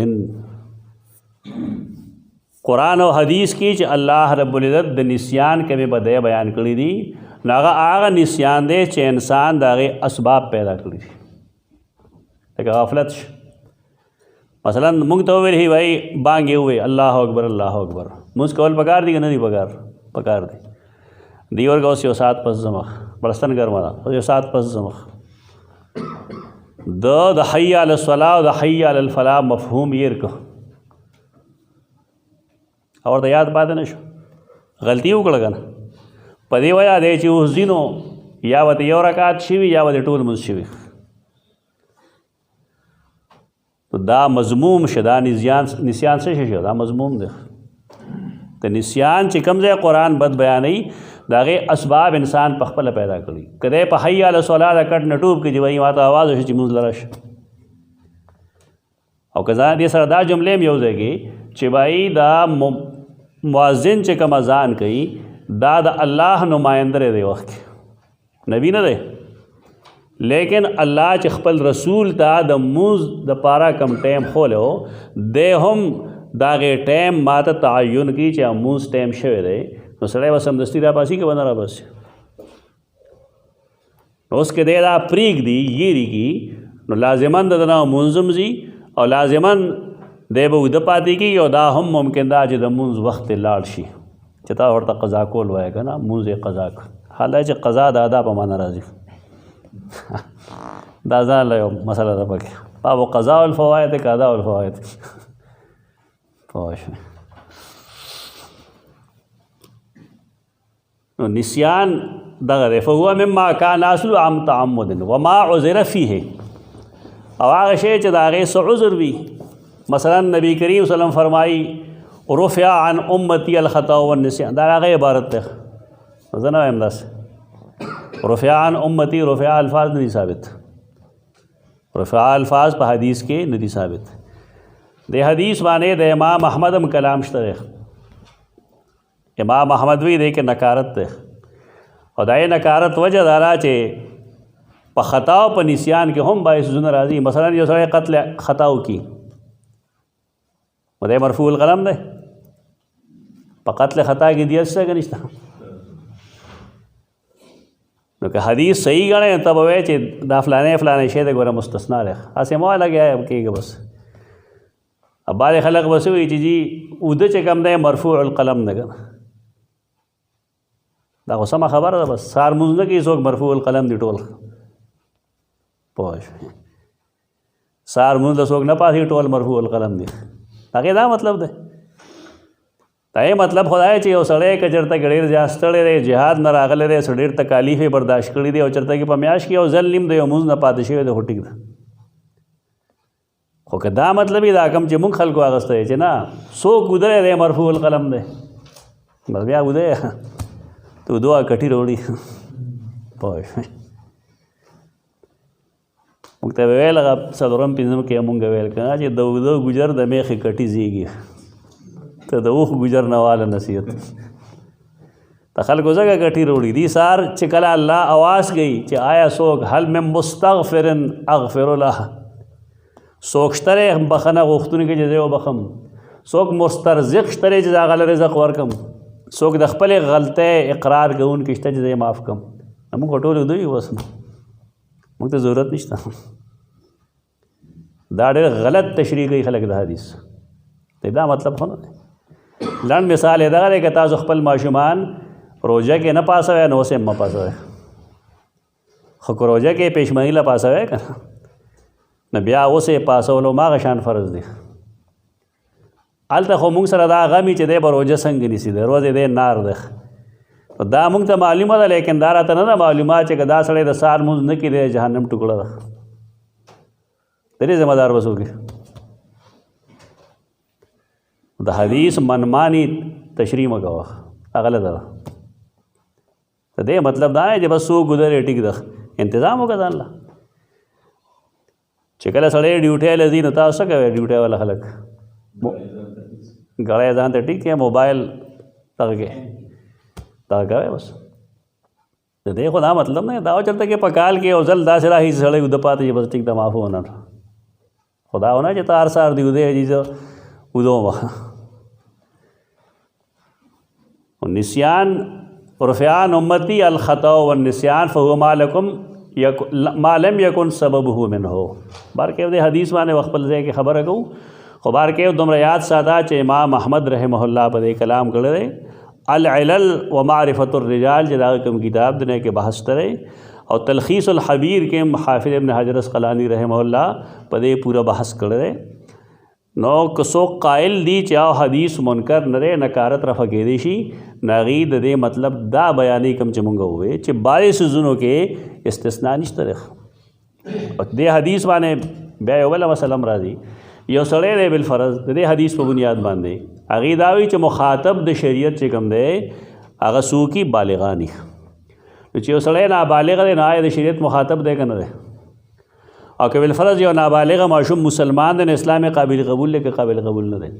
او که یو ماشوم حج کوي بالفرض یا نور څه نیک اعمال کوي هغه به باعث ثوابي که به نه د هغې بنا هم په دې روایت باندې ده.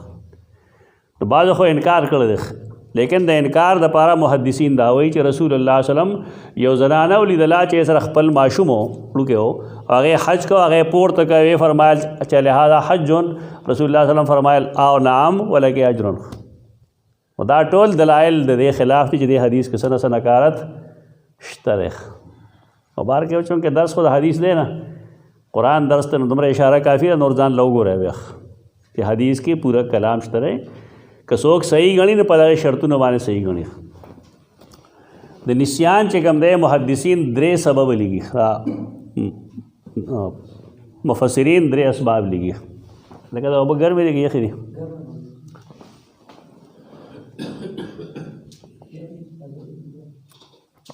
ٹھیک دی یو سبب ضعف قلب زړه دی کنه دا د ډېر خیال ساته ډېر غوړ مخوره روجم ډېر مخوره چې تاسو شریان نه تنگ نه شریان چې کولوي د لپاره چې زړه پمپنګ خږي زړه با کمزور کېدو ته نه پریدو کوم خلکو چې زړه کمزور کېدو ته پرېخه دغه کار خراب شوی دی زړه مضبوط پکار دی د دې د انسان په ټولو فیصلو باندې اثرېږي په ټول جون باندې اثرېږي دا دوه ټوکړي دي که نه یو دغه ده او بله خوله کې ده په دې د انسان ټول جون بنا دی د ضعف قلب دپاره پکار دی چې تاسو بعضې هغه ادویات چې هغه یوناني دي هغه استعمالوئ خمیره گوزبان عنبري به اضافه جواهرات دا یو ډبې ځان له اخلی میاشت کې یو خورئ څه 380 روپۍ هم لګي په میاشت کې ډېر بهترین چیز دی خمیره گوزبان عنبري به اضافه جواهرات اسے ہوتا سو بلا پیسے خراب ہوئے گا نا تو روز څومره پیسې خراب ہوئے ها ما سره شته دی ډېر د کار چیز دی اعضای رئیسه ډېر ښه ساتي اعضای رئیسه ډېر ښه ساتي دا خپلول پکار دی چې سړی دا خپلوي ډوډۍ هسې مونږ خورو چې هسې مونږ څښو نو چې دا شانتې یو څیز هم موجودي چې هغه زمونږ د قلب د تقویت باعث جوړېږي ای باندې لیکلي ده بس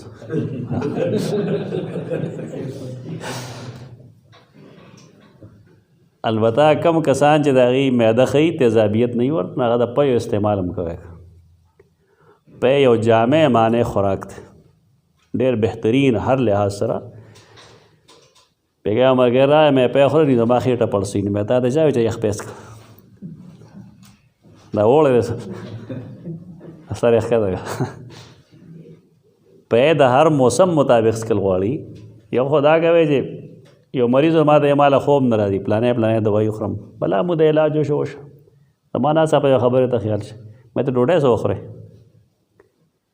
وایي زه 10 بجې 10 نوي بجې نه مې بیا خوب څه کوې تر 10 بجو پورې موږ 2 غنټې خوب کړي د ماښام روټۍ په تلوار خورئ طبي اصول دای چې ته سملې بیډ ته ځې چې ستا روټۍ د هضمه شوي کم سے کم 2 غنټې شوي ستا ډوډۍ د خوړلو نو تا ته په خوب راتلو کې مسله نه جوړېږي یو غلطي دغه وکړې ورپسې بیا چای وڅښې چای نیکوټین ډېر کړي که نه نو دا اوس به تاله خوب درځي څوک یې ماش نڅکلی وه یو شی دی دواړه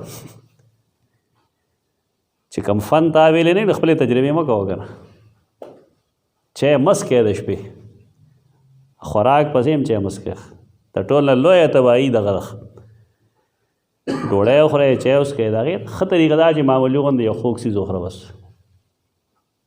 ګوړه وخورئ یو چکی هغه فایده مند ده په دې باندې به تاله خوب هم ښه درځي مزېدار د ډېر فضولیاتو نه هم بچ شي خېټه نه ده بس ټرک دی پوه شوې هر څه دې پکې ور اچولي دي ماسخوتن څوک چای څښي مونځ به شوي صاحبان چای څښي زه ماښام د مونځ نه وروسته تقریبا ډېر خوراک نه کوم هېڅ قسمه دا اوس نه ډېر پخوانه بچپنې نه هم دغه شانتي د الله په فضل ښه صحت دی ښه دماغ دی څه مسله نشته الحمدلله دا څیزونه کوی دا کوی دې لپاره چې نسیان دغې نه وي نسیان راځي د هغې بنیادي وجه ضعف قلب دی دویمه وجه د هغې دی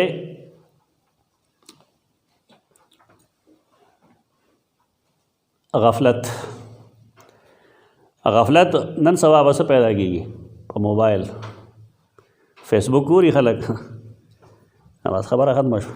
دا پرېږدې دا څیزونه. قوم هم بالغ کې ذهني طور او په خپل هم بالغ شي. دا څیزونه مه ګوره. یو ټایم مقرر کا، مثلا ما سره خلک خبرې کوي په موبایل باندې، نو ما هغې لپاره یو ټایم مقرر کړی دی. بس هغه ټایم کې زه کوله وکړم، که هغه ګنټه ده نیمه ده، ګنټه ده یا نیمه ګنټه ده، کې کما وکړه شي خلک نه بیا بند کړم، خپل کار وکړي. یعنې ټایم تعین وکړئ. ټیک ده، د ژوند یو ضرورت شوی دی، لیکن دا هم نه دی ضروري چې ته سهار تر ماښام هغې ته لګیا. دا دومره پیسې کوم ځای نه پیدا کړې، پیسې پې لګي که پې نه لګي، پې کې چې زور کوي بېشک، لیکن پیسې خو پې ډېرې زیاتې لګي. نو دا څیزونه کنټرول کړئ، دا غفلت پیدا کوي. غفلت دې سره نسیان ډېرېږي. او دریم، بعضې سړی بعضې خبرې په خپل رړنه وباسي، یعنی خود چاہ کر دل سے بلا دینا. لکه یو بني آدم دی بالفرض، هغه تا سره څه بد سلوک وکړو، نو سړی یو ځل برداشت کړي، دوه ځله برداشت کړي، چې درېیم ځل راشي نو بیا سړی څه چل کوي؟ د هغې د هېرولو کوشش کوي. دا درې اسباب دي. په دې درېو اسبابو باندې نسیان راځي. اوس موږ چې کوم دوه بنیادي وکتل، نو هغه دی غفلت او ضعف قلب. خو دې یو بله وجه هم ده، هغه وجه امام شافعي رحمه الله فرمایلی دا چې شکوت الی وکیع سوء حفظي فاوصانی الی ترک المعاصی. معصیتونه هم هغه هم جدا پرې رشویرو چې هغه هم د غفلت نه کېږي. یو سړی چې هغه ته دا معلومه وي چې الله رب العزت په بدکارۍ دومره سزا ورکوي، یاد وي ورته، دی بچری بدکار ونه کړي، نه کې غفلت راشي، حکم تیر شي. په دې وجه یو سړی چې کله ګناه کوي، نه هغه وخت کې جاهل وي. په ګناه په وخت کې عالم فاضل سړی هم سره جاهل، د نه هغه شی هېر شوی دی. کوم چې د په علم کې مستحضر کېدل پکارو، د ته هغه نه دي یاد، هلته کې مسله سي غفلت دی. ځکه ما جدا ونه شمېرو، د امام راغب رحمه الله قول صحیح دی. قرآن کې د لفظ استعمالات څنګه دي؟ یو دی قصدن پرېښودل، موږ چېرته فراموش کرنا وایو، فراموش کول. بعضې کسان فراموش کوي. ها، یو سړی دی بد سلوک کوي، بس فراموش کوي، بنده بنده. زمونږ خلک چتي پسې باز پرېږدي، چتي پسې باز مه پرېږدی، ځان له به کار نه جوړوئ. دومره ژوند نشته یې د چا دا څومره چې ستاسو کار سوچونه دي. خپل ټارګېټ چې کوم دی هغه اچیو کړئ، هغې پسې ونښلئ. یو سړی دی څه بد سلوک یې وکړو، جانې دو خپل کار وکړي. د هغې فایده به دا وي چې دا هغه ته یو خاموش جواب شو چې زه جواب در کولی شم، نه در کوم. او بل دا دې ته وایي نمازی کا ټک.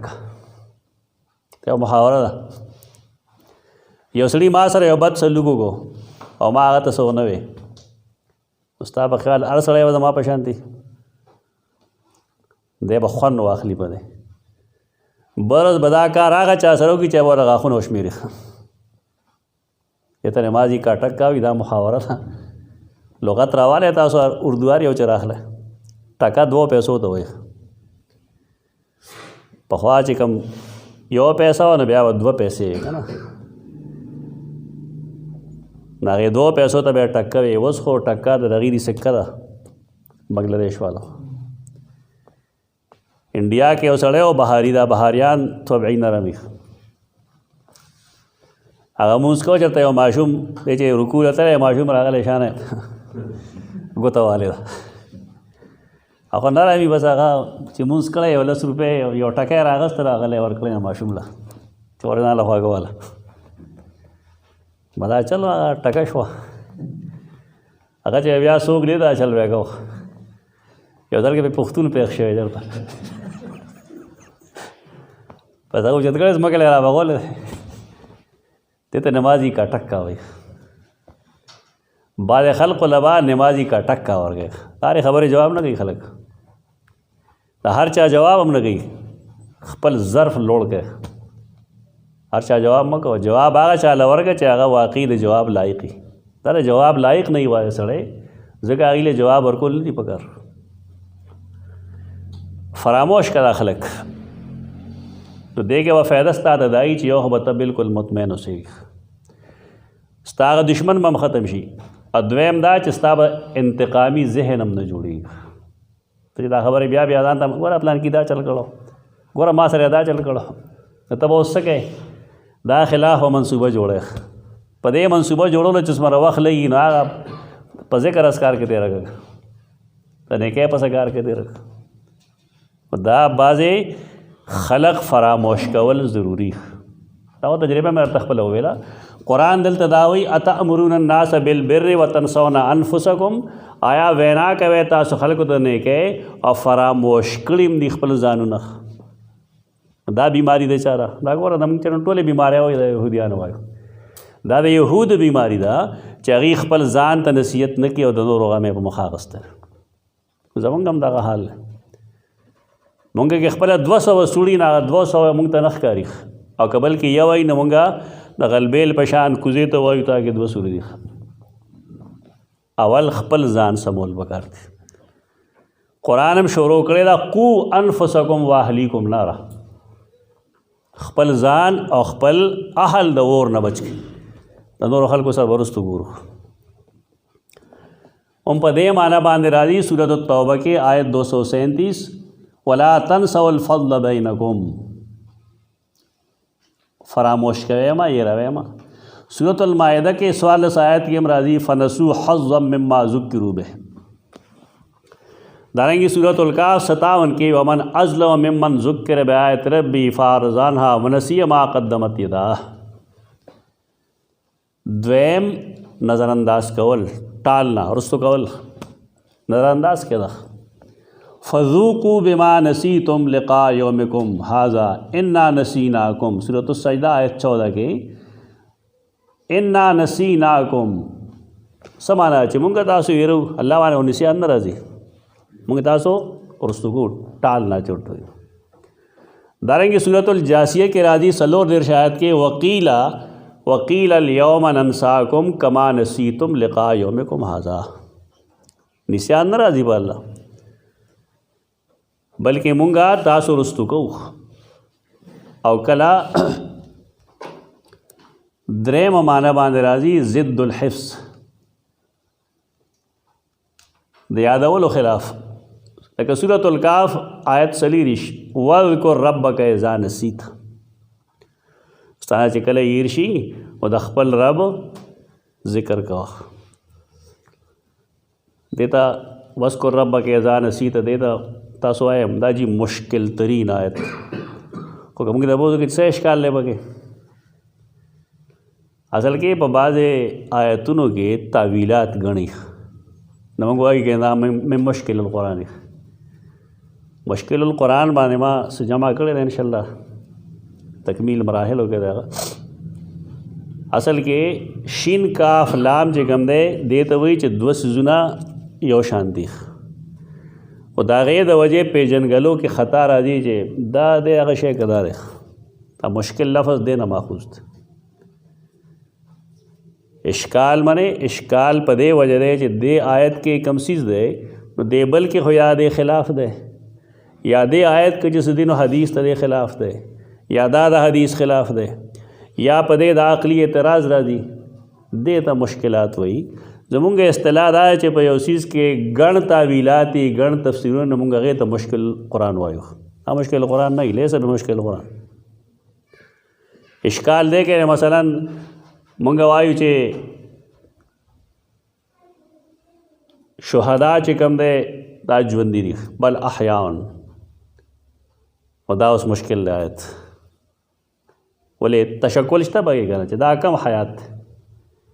حیات د الله می، حیات د بوټو می، حیات د انسانانو می، حیات د دنیا می، حیات د آخرت می، حیات د برزخو می. دا اوس مې مشکل القرآن، دا د قرآن مشکل لفظ دی. دا زمونږ اصطلاح سه عجیب و غریب اصطلاح ده. مشکل نه یې مونږ مشکل کو خامخ. یا بل آیت کریمه ده چې انا عرضنا الامانة علی السماوات والجبال، انا عرضنا السماوات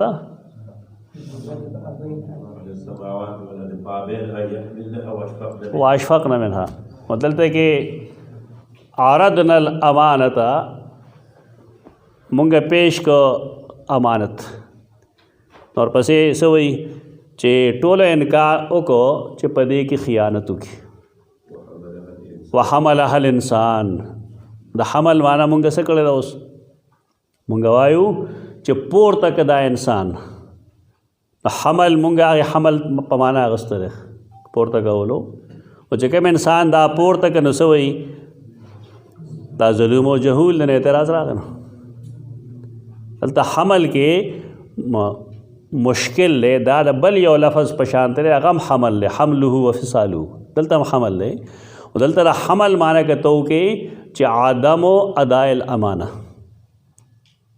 खियानत कवल और अल इंसान की तावील के चल इंसान न मुराद काफिर दे मुंगा खपल अमानत पेश को ज़मका आसमान जिबाल बांधे नो अगी इनकारों को फ़ावैना अन यहमिलनहा अगी इनकारों को पदे की द खियानत कौलना व हमलहल इंसान और खियानतों को पदे के काफिर इंसान इन्नहु कान ज़ुलूमन जहूला ताकम काफिर इंसान चे खियानत कर दे दा अल्लाह पा अहकामों के नो दे ज़ालिम दे डेर और डेर जाहिलुम इश्काल पा दे नो मुश्किल आयतुन अब दमा बख्याल या वा सलवीखी या वा पिंजो सलवीखी उदलता हो पे दरे दरे जल्द किताबों में लेगी खलक सलोर सलोर जल्द नागासल के तावीलात थी आगा तावीलात का सड़े कहीं ना हो पार आयत के डेर डेर तावीलात रजी इब्न कसीर दलता के जिकम तफसीर करे आगा आसान तफसीर दे खुले तफसीर दे फ़ैनी नसीतुल हुक्त ओमान सानी है ल शैतान नस्कुरा सूरह कहफ के आयत दृश पे तके उमदगे माना बांध रहे ला तो आखिज़नी बेमा नसीतो सूरह कहफ 73 के फ़क़ालू हाज़ा इलाहुकुम व इलाहु मूसा फ़नसिया सूरह ताहा अतातिया की दारेंगे वलक़द अहदना इला आदम मिन क़ब्ल फ़नसिया सूरह ताहा 115 की और सूरतुल आला शपगम वम सनुक़रिउ का फ़ला तंसा इल्ला माशा अल्लाह पदे के निस्यान पदा के माना बांध रहे कमची मुंग हुए चे ज़िद्दुल हिफ्ज़ ता हिफाजत खिलाफ कलदा गफलत तो वही गफलत सूरतुल फ़ुरक़ान आयत 18 के राजी वलाकिन मत्ताअतहुम व आबाहुम हत्ता नसु ज़िक्रा व कानू कौमम बूरा दे आयत चिकम दे समाना कवेता सो पज़ैद इस्ताव तपूसु के बता से शेखुल कुरान ग़ुलामुल्लाह खान रहमुल्लाह माना ख़ैम वलाकिन मत्ताअतहुम व आबाहुम हत्ता नसु ज़िक्रा व कानू कौमम बूरा सूरह फ़ुरक़ान आयत 18 अब अवेल चे अल्लाह रब्बुल इज़्ज़त वाले दे मुशरिका व आलिहा न तपूसु की कि किया शिरक की तरफ तुमने नहीं बुलाया था या इन भी ईमानों ने ख़ुद शिरक किया दा तासुरा बले लियो गए दी बीमानो पखपल शिरकों को नागा वसवेल अगर वेल चे अगीब और तसुई लाके मत आतहुम व आबाहुम लेकिन दिल ता फ़ायदे वर्कड़ी दी इन्हें काम तू करता था और ये बुलाते और ये हमें बुलाते काम तू करता और ये हमें बुलाते ये इबादत हमारी करते दादों पासाना बगदाज हल गो इस मसला पर कहना कार बा अल्लाह ताको और दी बच्चे के मुंगत वाले अब ये मिसाल और कई इंदवान वे इंदवान अल्लाह औलाद सोख वर गई अल्लाह और कहीं नहीं ख्वाल तबूत ख्वा के वाली तो से बूत वाला और गले लेकिन जब मुंग खलक दासल के गदे सवाल जवाब बको चे खलक दावी चे मुंग खबर लड़शनो कारुशिनो कार पिकीगी नागवेल चे बबूतान हम कार कीगी अगील वर्क उनके सोख दे अगीलम अल्लाह दे और दी बुत पर खबर परस्तलम वर्क उनके अल्लाह दे लेकिन दा ज़ालिमान पर ही न पूछेगी जदा अल्लाह रा का खबर वाला करा के कबूत रा को वर्कड़े अल्लाह दे कार अल्लाह की लेकिन दी बनस्बत कहो खपलो आलिहा होता न कुरान दागे तनकीदों को वलाकिन मत्ताअतहुम व आबाहुम हत्ता नसु ज़िक्रा यहाँ तक कि उन्होंने तौहीद को बुला दिया अज़्ज़िक्र न मुराद तौहीद दे तीन तौहीद ही अर्शो خداباس خو تاسو ختم شو د آیت کریمه تر دغه ځای پورې کې مې پورجما وعده کړی وه خو دې کې اوس یو دوه څیزونو نور ایډ کړي اضافه وکړي. یو دا چې قرآن مجید کې راځي نسیم منسیہ سورہ مریم کے آیت 23 قالت یا لیتنی مت قبل هذا وکنت نسیم منسیہ. تو یہ منسیہ سمانا دا ابن جریر دے تعویل کړل هغه تعویل خپل مخ ته کېږي یا لیتنی مت قبل هذا الكرب الذي انا فيه والحزن بولادتی المولودہ من غیر بعل. ماته یو تکلیف ده تکلیف کرب ماته ده او حزن ده ماته چې زه یو داسې بچی راوړم چې د هغه پلار نشته د هغه پلار نشته بې پلاره بچی راوړم. نو خلک به څه وایي چې د یو ځوانې جینۍ بې پلاره بچی څنګه کېږي. یا لیتنی مت قبل هذا کاش چې زه دې نه مخکې مړه وې ځکه با حیا زنانه ده او هغې سره فکر دی چې زه به دې شرم سره څه کوم بې پلار هم د چا اولاد کېږي. وکنت نسیم منسیہ شیئا نسیہ فترک طلبه دا یې معنی کړې ده وکنت شیئا وکنت نسیم منسیہ زیم څه شی یو داسې شی چې هغه بالکل هیر کړي شوي.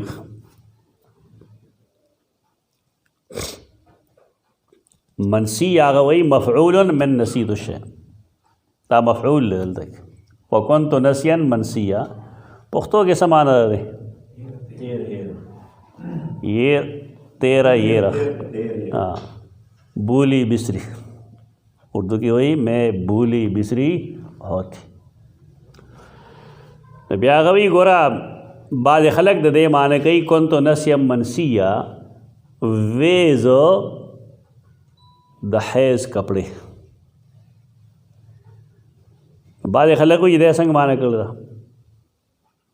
دا التزامی معنی ده. التزامی معنی داسې ده چې عربو به دا چل کو اوس هم دا چل کوي. اوس خو خیر نوي څیزونه راغلي دي خو زړې کپړې چې زنانه کله استعمال کړي د منسز نو هغه داسې ځای کې وغورځي چې یې رشي تېخ دا محاورې مطلب دغه دی. کنت نسیم منسیہ دا مطلب چې د حیض کپړې دی وي خو د هغه شانتې یې روي څنګه چې د حیض کپړې زنانه یېري کېخ مستعمل کپړې ډیران ته ولي یېري کې بس خبره ختم شي. دا دلیل دی د سیدہ مریم علیہ السلام د پاک دامنه چې هغه مرګ غواړي او داسې مرګ غواړي چې زما اډو پته نه وي. دا ګوره سره دی چې ولیه ده الله وسره د جبریل په ذریعه خبرې کړې دي لیکن د هغې باوجود د دې نه د جبرائیل خبرې ایرې شوي دي د حالاتو نزاکت کله دومره ځای ته ورسېږي. دا یو ابتلا نه ده په هغې باندې او نهایت مشکل ابتلا ده. یعنی دا خو به صرف هغه خلک ومني چې کم مسلمانان دي چې کم مسلمانان نه دي لکه یهودا تسلیم کړه څه یهودو په هغې الزام ولګو که ونه لګو وی لګو په هغې بنیاد باندې په هغې تناظر کې دی وکنت نسیم منسیہ ویلی دي. نو اسرائیلی روایات داری چې بیا قرآن حدیث کو موږ ته نه معلوم خو اسرائیلی روایت داری چې عیسی علیه السلام ورته وایي چې ستا ملګری یم تا ته به څه مسله نه پیدا کی هغې نه وروسته د بیا تصدیق وشو. ښه یو بل ځای دی سورہ مریم کې هغه هم راځي دا موږ چې کوم آیت وی دا مریم کې دیرش آیت و بل آیت دی نسیہ وما کان ربک نسیہ. نسیہ صفت مشبہ ده او نسیہ معنی سره یېرونکی ستا رب یېرونکی نه دی. اقول قولی هذا استغفر الله.